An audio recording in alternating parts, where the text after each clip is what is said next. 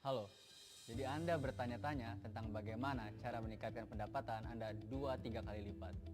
Saya ingin membagikan 3 aturan dalam video ini mengenai bagaimana cara agar Anda dapat meningkatkan pendapatan Anda berkali-kali lipat. Berikut aturannya. Aturan pertama, bagi investor, sisihkan 10% dari setiap kali pendapatan yang Anda terima. Di awal, mungkin terlihat sebagai sebuah aturan yang tidak signifikan, tetapi saya pastikan Anda akan sangat terkejut ketika Anda memeriksa akun Anda dalam beberapa bulan dan melihat berapa banyak yang sudah terkumpul. Aturan kedua, jika Anda memiliki tabungan uang, jangan biarkan diam tanpa menghasilkan apa-apa. Pernahkah Anda mendengar bahwa uang Anda seharusnya bekerja untuk Anda? Ini adalah salah satu faktor kunci bagi Anda untuk menghasilkan uang lebih banyak. Anda mungkin akan bertanya, bagaimana cara membuat uang bekerja untuk Anda? Itu terdengar aneh. Dan itulah mengapa saya ingin membagikan rahasia ini kepada Anda. Berikut yang saya lakukan. Binomo adalah sebuah platform di mana Anda dapat menyimpulkan perdagangan pada selisih nilai tukar dari berbagai pasangan mata uang. Sebagai contoh, dalam pasangan euro dan dolar, mata uang kripto, dan pasangan mata uang lainnya. Gagasan utamanya Tugas Anda adalah memprediksi nilai tukar. Apakah nilai tukar itu akan bergerak lebih tinggi dan lebih rendah. Dan jika nilai Anda benar, Anda menghasilkan profit hingga 88% dari nominal transaksi. Dan saya punya hadiah untuk Anda. Hadiahnya $1.000 Amerika di akun pelatihan yang akan membantu Anda mempelajari bagaimana cara membuka perdagangan dan memprediksi nilai tukar pasangan mata uang. Dan Anda dapat melakukannya bahkan tanpa memiliki gelar sarjana di bidang ekonomi sekalipun. Untuk mendapatkannya, cukup klik tombol yang Anda lihat di layar dan kunjungi websitenya. Sampai jumpa di Binomo.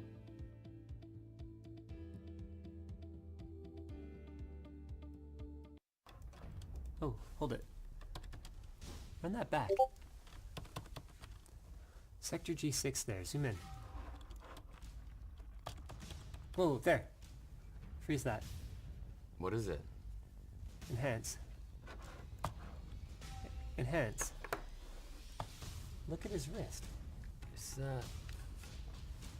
Nobody walks with their arms pronated like that. It's Ergonomics 101, Jim. My God. If we can get an ergonomic Logitech vertical mouse to him, he might just have a fighting chance before he... Before what? Well, before he develops a repetitive strain injury and gets fired.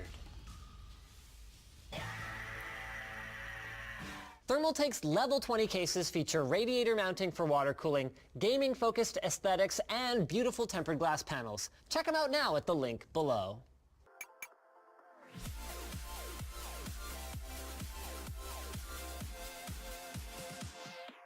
Logitech's MX series of flagship mice, including the full-featured MX Master 2S, travel-friendly MX Anywhere 2S, and MX Ergo for trackball enthusiasts, now has a new addition to the mischief that... The mischief? Really? A group of mice is called a mischief? Wow, you learn something every day. Okay, anyway, it's the MX Vertical, Logitech's first vertical mouse. Now, the idea behind vertical mice, which have been around for nigh on 20 years now, is to maximize comfort and avoid carpal tunnel syndrome and other repetitive strain injuries that can be caused by lying your hand flat for long periods of time. This is known as pronation and actually causes your two forearm bones, the radius and the ulna, to scissor, which can pinch the tissue inside the forearm, increasing pressure in the carpal tunnel. It can also inflame tendons. So, yes, that's right, folks. Going prone sometimes hurts more than it helps. Now, the MX Vertical's design mitigates this by putting your hand in more of a natural handshake position of 57 degrees, which is higher than the MX Ergo's optional tilt, but still less than the 90 degrees, which in theory would give you enhanced unscissoring, but then would also introduce new problems because instead of driving mouse clicks down towards the desk, they'd be going sideways where there's nothing to push against, so you just push your mouse away. I mean, you'd probably end up with an injury from squeezing the mouse constantly to try to hold it still instead of being able to relax, which is what the Vertical's angle and wide thumb pad do allow for. Okay, so your arm bones are aligned and all that, but what is this thing like to use? Honestly, quite a bit weirder than I thought.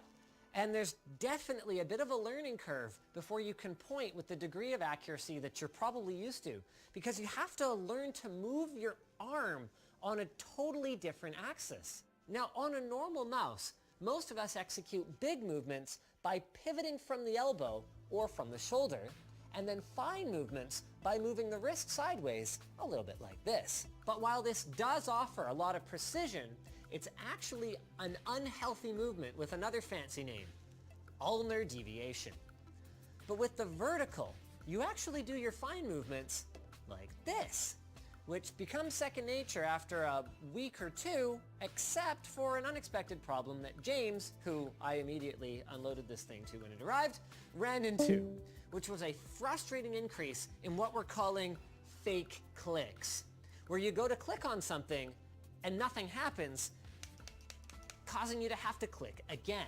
So it took me a couple of goes to figure out why it wasn't registering sometimes, And it turns out that whether it's some combination of the vertical position or maybe the difference in fine motor control between moving your hand like this versus like this, but basically what's going on is that it's really easy to inadvertently click before you've actually stopped moving the mouse. And if you look closely, you can actually see that the mouse is basically registering a tiny micro drag instead of a discrete click.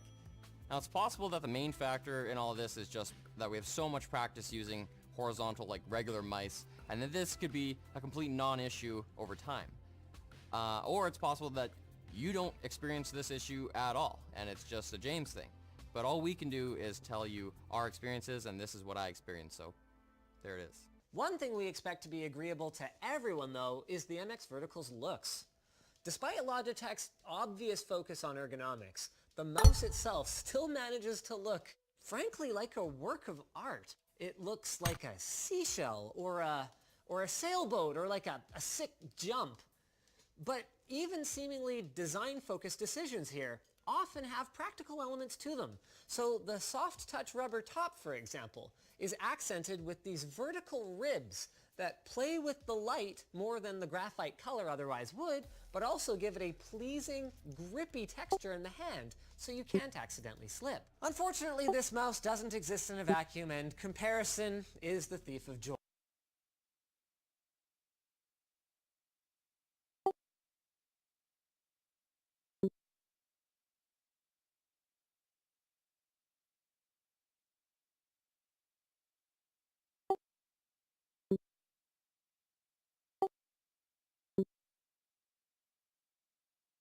So when we bring other mice into the picture, the MX Vertical loses some of its luster. Even though the MX Vertical is lightweight and advertised as having the elevated performance of the MX series, and even though it has forward and back buttons, a DPI selector that goes up to 4,000 DPI, and left and right buttons that are rated to 10 million clicks, it still feels like it got a little shafted in terms of features compared to its siblings. So despite demanding the same $99 US price, the Vertical has the fewest programmable buttons, it lacks a horizontal scroll wheel and gesture control, and dark field tracking for use on highly reflective surfaces. And while I understand that the angle of the mouse might have restricted Logitech from putting one of their awesome hyper-scrolling wheels on here, I feel like at least a tilt wheel probably wasn't too much to ask. Honestly, other than ergonomics, the only thing about this mouse that makes it stand out against the others in the lineup is the fact that it uses USB Type-C. So you get the reversibility and the improvements to durability, not to mention that it will be handy to be able to use the same cable to charge your laptop, your Android phone, and your mouse. But James and I actually had a pretty good debate about this when we were going through this. You could make the argument that some of those missing features that we mentioned before would be more important to many users than the type of USB port. In spite of all of that criticism, though, I can't think of any reason to hate this mouse, even if it was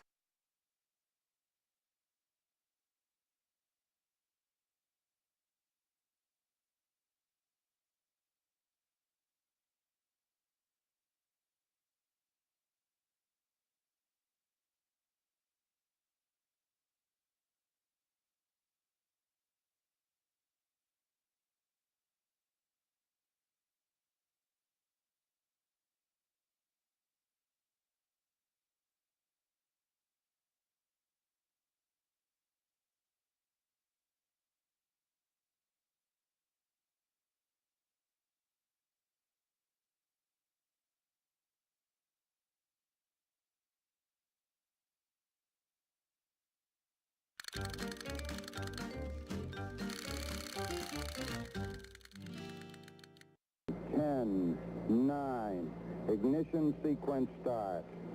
6, 5, 4, 3, 2, 1, 0. All engine running.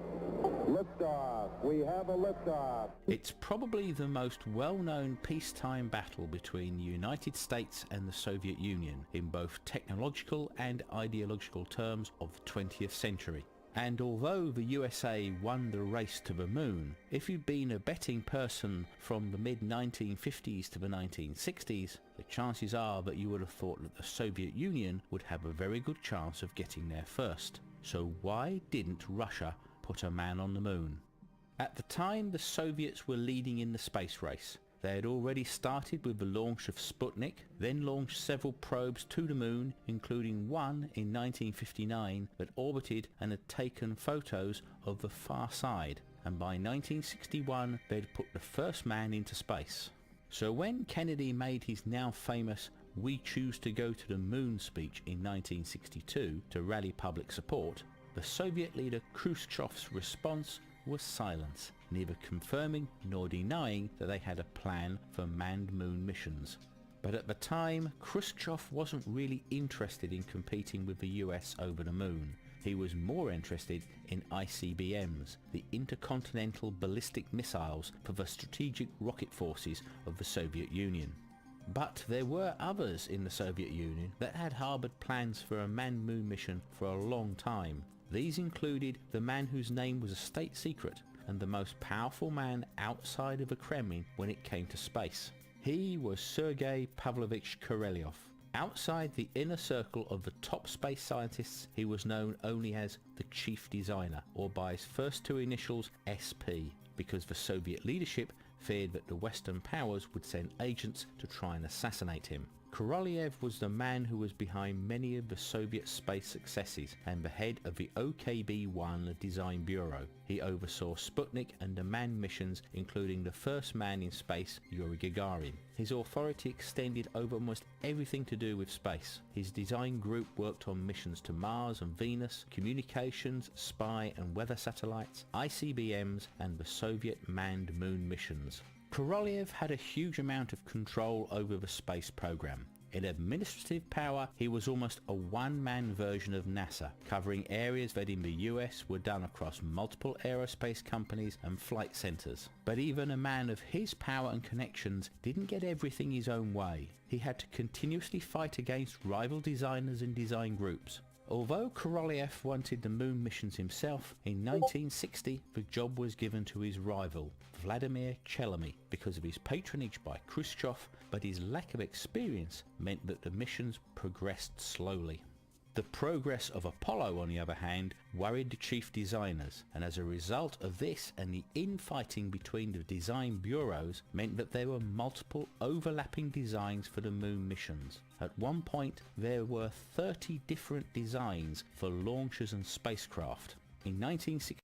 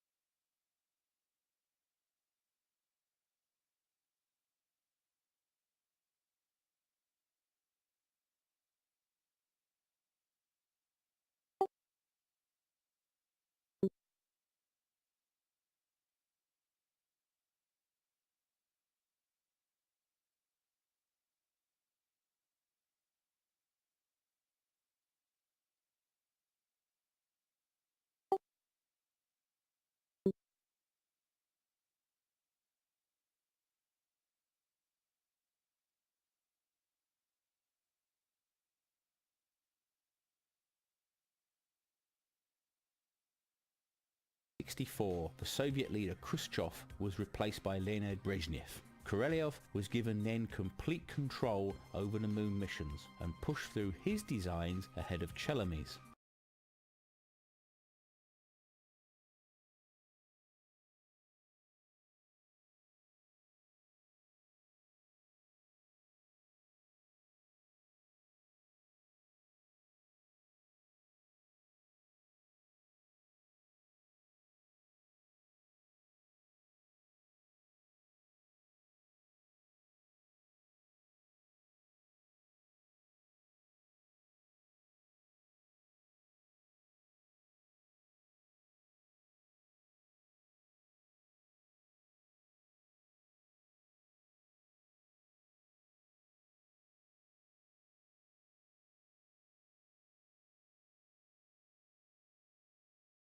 That used hypergolic propellants.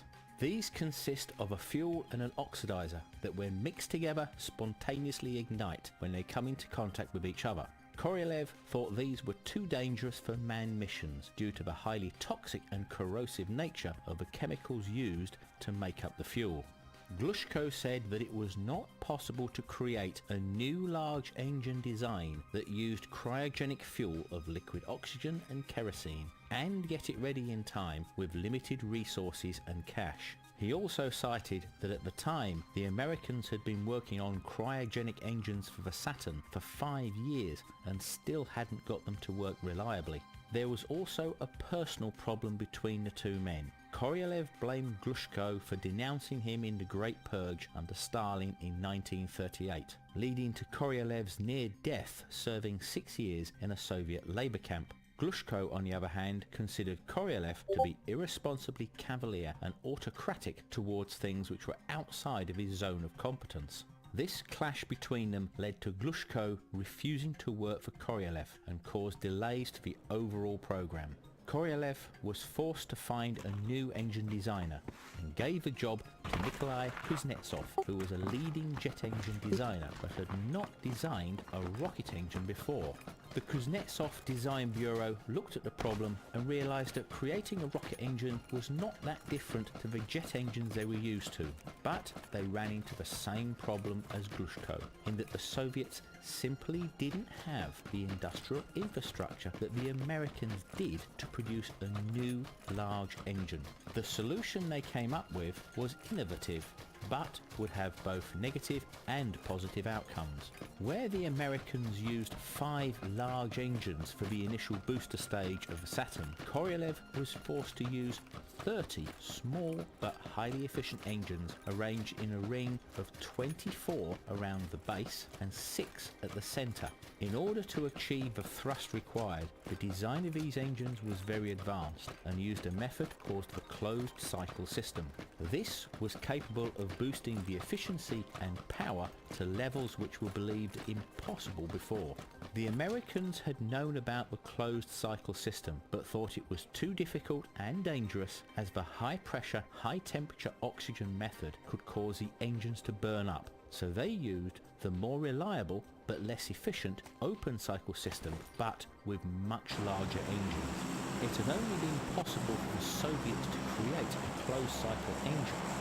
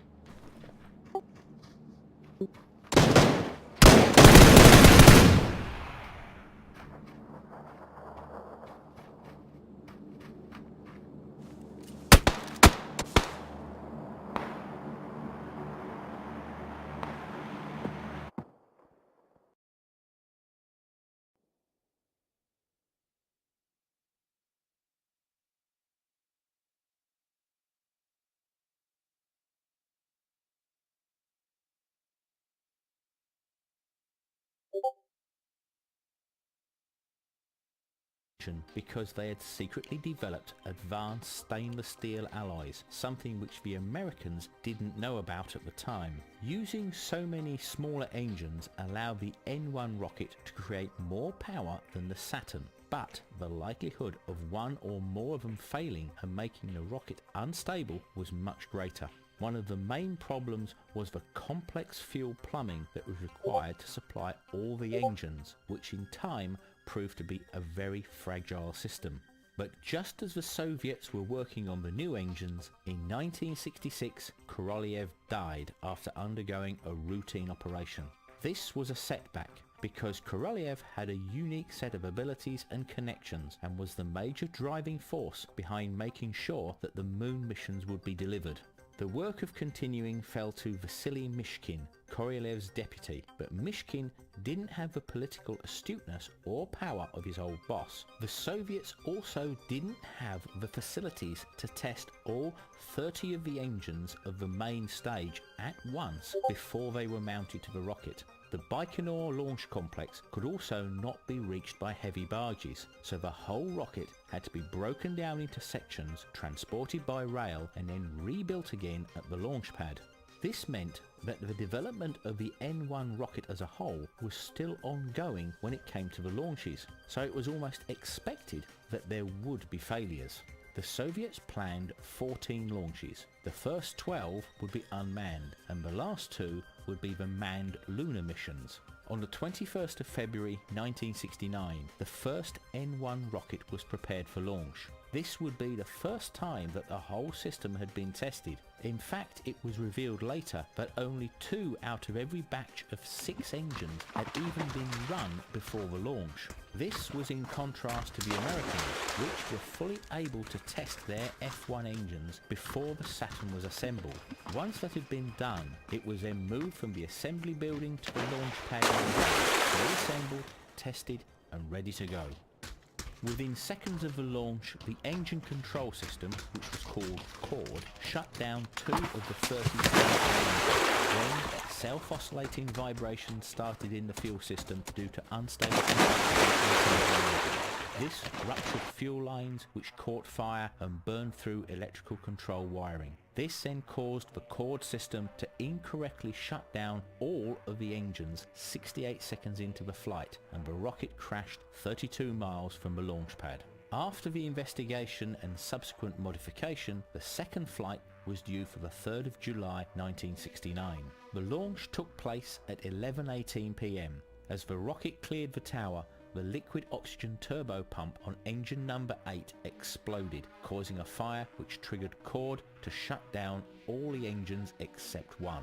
The N1 fell back onto the launch pad with nearly 2,300 tons of rocket fuel on board. The resultant explosion was one of the largest ever to happen and was the equivalent of 3.8 kilotons of TNT, or a small nuclear bomb.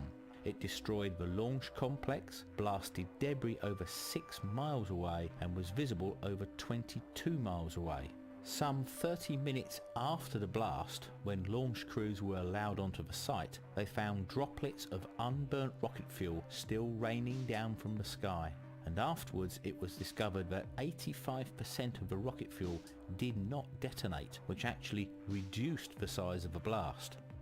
17 days later, Neil Armstrong became the first man on the moon with the Apollo 11 mission. and although the race for the moon had been lost, the Soviets carried on. The blast caused a 2-year delay whilst the launch complex was rebuilt.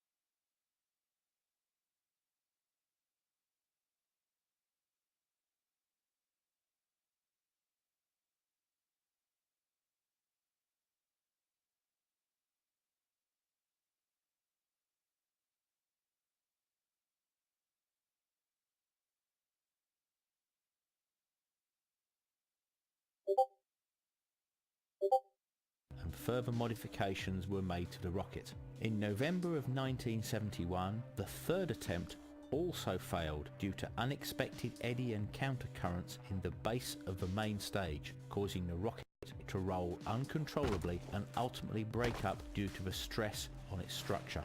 1 year later, in November 1972, the fourth and final launch also failed 107 seconds into the flight after the program shutdown of the 6 center engines caused a hydraulic shockwave to rupture the fuel pipes and start a fire. The main stage then exploded shortly afterwards. Although there had been 4 previous launch failures, the Soviets had actually made huge progress, and the design by trial and error was believed to have ironed out all of the problems. But by the time of the 5th launch in August 1974, the whole moon mission was cancelled by Brezhnev.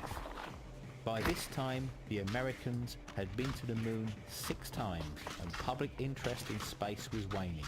One theory is that if the 5th launch had been successful, it would have forced the Soviets to carry on the moon mission, where the main goal of beating the USA had already been lost. The cancellation of the project was therefore a way of sweeping a very expensive undertaking under the carpet. Vasily Mishkin was ultimately fired and replaced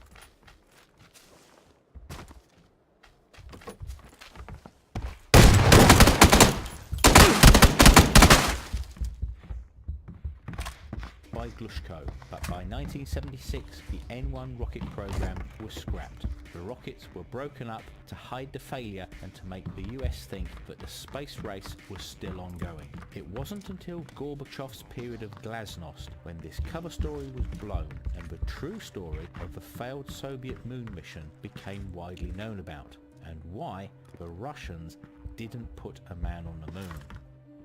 But there is a strange twist to the end of this story. The NK-43 rockets that had been developed for the N1 were, by the end, much more reliable and the most efficient and powerful rocket engines for their size ever made. 20 years after they were meant to have been destroyed on order of the Kremlin, 60 of them were rediscovered and sold to the Americans for $1.1 million each. A subsequent new, larger model, the RD-180, based on the technology of the NK-43, is now built by the Russians and used by the Americans for their Atlas V heavy launch vehicle. Thank you for watching. I hope you enjoyed the video, and if you did, then please thumbs up, subscribe, share and comment. And don't forget, we have other videos available which you may also find interesting on the link which is showing now.